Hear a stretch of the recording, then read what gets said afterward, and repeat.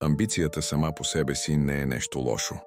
Тя може да бъде двигател за развитие, усъвършенстване и постигане на цели. Но когато стане болна, тя поглъща човека, изкривява приоритетите му и го откъсва от истинската му същност.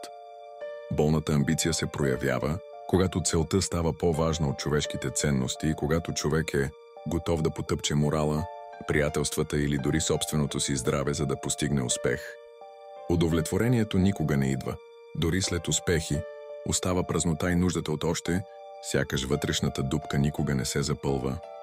Животът става състезание и вместо да изпитва радост от пътя, човек се сравнява с другите, съревновава се и изпитва завист.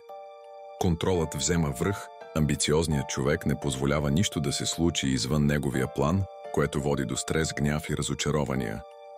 Може би коренът на болната амбиция е в страха. Страхът, че без успехи човек не е достатъчно ценен, че няма да бъде обичан или че няма да остави следа, не вярвайки в това, че истинската стойност не е в това, което постигаме, а в това, което сме като личности,